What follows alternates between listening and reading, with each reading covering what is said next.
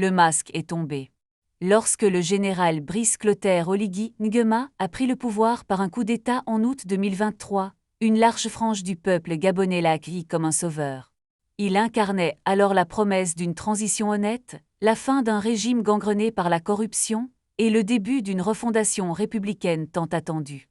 2 ans plus tard, la désillusion est cruelle. Le président élu en avril 2025 ne semble pas incarner un renouveau, mais bien une restauration masquée de l'ancien ordre, au service des intérêts d'un petit cercle.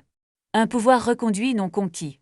Avec 94,85% des suffrages, Brice Oligui Nguema a été élu président dans des conditions qui rappellent les scrutins caricaturaux d'autres régimes autoritaires.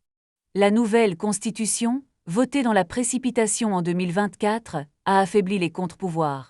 L'ensemble du processus électoral semble avoir été taillé pour une seule ambition, permettre au général-président de transformer une transition militaire en présidence à vie déguisée. Les mêmes visages, les mêmes dérives. L'un des plus grands scandales de ce nouveau pouvoir réside dans le casting ministériel et politique. Nombre de figures clés du régime Bongo, connues pour leur compromission et leur incompétence, ont été recyclées sans la moindre explication. Loin de faire le ménage, Brice Oligui gouverne avec l'appareil de l'ancien régime. Il ne s'agit plus d'un changement, mais d'un recyclage habile maquillé en rupture. Une dette insoutenable, 80% du PIB. Le Gabon est aujourd'hui étranglé par une dette publique estimée à 80% du PIB. La soutenabilité budgétaire est en péril.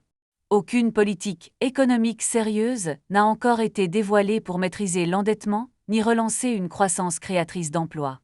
Les recettes pétrolières continuent d'être mal redistribuées, captées par une élite politico-financière, tandis que les investissements productifs peinent à décoller. Wahima, le symbole du conflit d'intérêts institutionnalisé. Parmi les nominations les plus choquantes figure celle d'Henri-Claude Wahima, désormais ministre tout en conservant ses fonctions d'administrateur du groupe FI, la plus puissante banque du pays.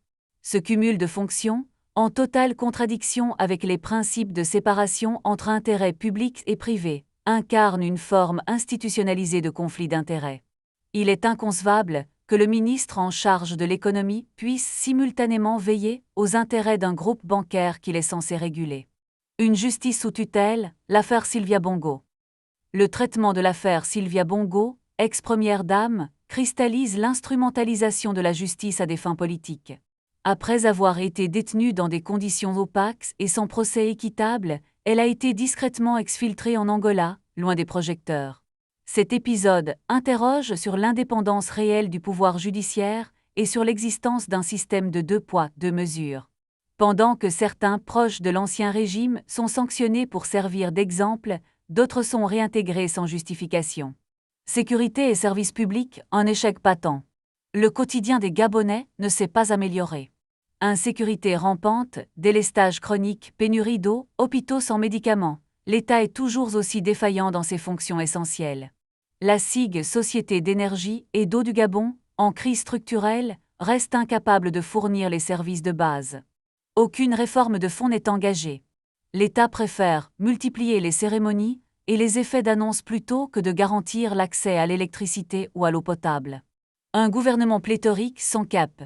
Le gouvernement compte plus de 40 ministres, sans compter les ministres délégués et hauts commissaires. Cette inflation institutionnelle traduit l'obsession du contrôle des clientèles plutôt que celle de l'efficacité administrative. Alors que le pays est en grave tension budgétaire, ce train de vie de l'État est une insulte à la population. Conclusion, une transition confisquée. Brice Oligui Nguema avait une occasion historique de réconcilier le Gabon avec lui-même. Il avait l'opportunité d'ouvrir un chemin nouveau, transparent, équitable.